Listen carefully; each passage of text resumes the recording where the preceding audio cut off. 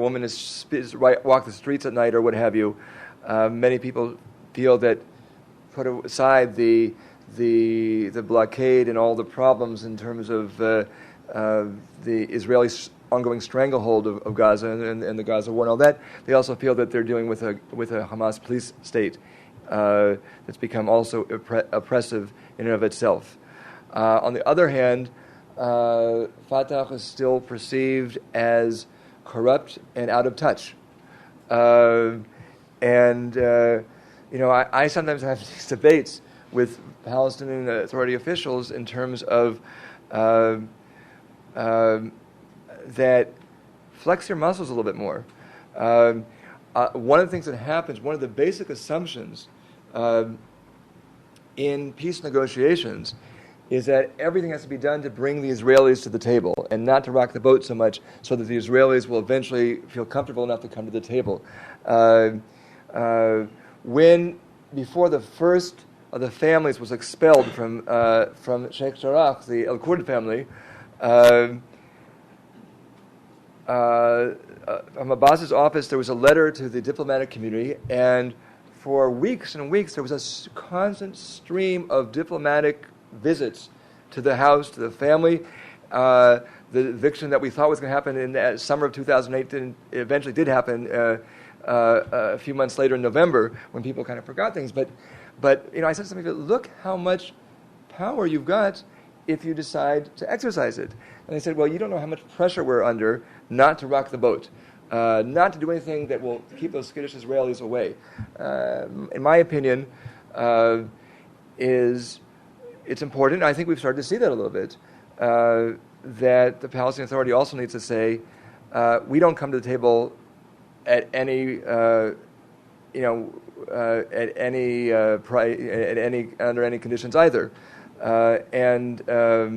so that I think that, and I think that if the Palestinian Authority would do that more, and I understand the pressure they're under not to do that, they would also have more support at the grassroots level on the Palestinian street. I think that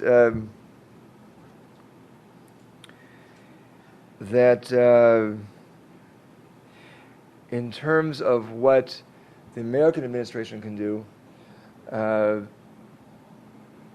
I think even last time I spoke here, many people in this country were still under the euphoria and illusion that the Obama administration was going to solve all the problems of the Middle East on its own.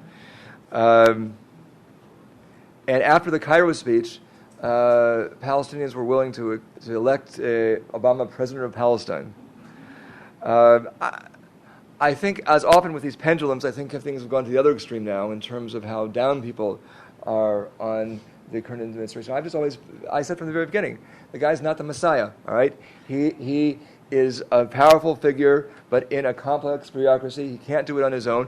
When he met with liberal Jewish leaders just after his election, he said, I'm with you, but you got to lobby me just like anybody else. And I said from the very beginning, as important as international and particularly American pressure is to get to both sides to move forward, and I really believe that that true friendship is not just yes dear to whatever somebody wants to do, but friends don't let friends drive drunk, and I see, but that cannot succeed without the changing of hearts and minds among Israelis and Palestinians. And that's why, even though I would also love to believe my work is no longer necessary, because it's going to all be solved from Washington, and it's not. And people have heard me say before who've heard me speak in the past. I don't know how many times, for example, when I've gone to rebuild a demolished Palestinian home, or stood in front of bulldozers, or helped make sure that Palestinian farmers get to their agricultural lands, or rescue a young boy being used as a human shield, or whatever the case may be. And I hear from Palestinians, we want our kids to meet you. My kid says, after all I've seen, I want to be a terrorist when I grow up. We want him to see a role model of an Israeli that maybe we could live together with, that's not coming with a gun to demolish our home, or whatever the case may be. And if Israelis and Palestinians don't have hope, and hope was another big Obama theme, but hope also has to happen among Israelis and Palestinians. If Israelis and Palestinians don't believe that a future is possible, it's not going to happen. Polls show consistently, and you've heard me say this before, that there's a solid majority of Israelis and Palestinians that want a compromise negotiated agreement, even a larger percentage on both sides that say we want peace, the other side doesn't.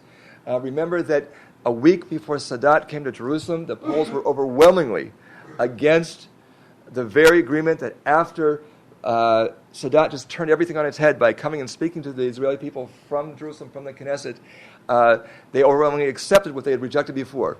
And so in the Middle East, just as here, it is a lot about hope, and that has to take place in terms of on-the-ground work. I was at there's an organization called Frontline. It's an Irish organization which defends human rights defenders around the world. I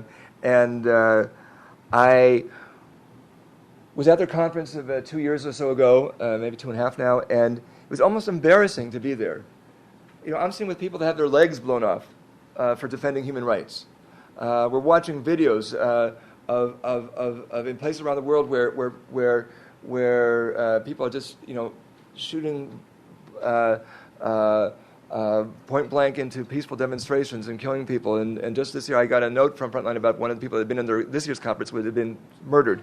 And so I'm thinking to myself, I live in a country where we're not the worst human rights violator in the world. I can use our democratic free press. I can use our courts. I win victories. Our lawyers get land returned to Palestinians through the democratic process, to the court process, whatever it is. Why do I go out and get myself beaten up by soldiers or settlers, or sometimes also my car stoned by Palestinians? Okay, why? And the answer is because, and you've heard me somebody say this before, that only I, as an Israeli, can break down the stereotypes that so many Palestinians have of Israelis, thereby empowering Palestinian peacemakers to be heard by their own people. Only Palestinians can empower me to be heard by my fellow Israelis.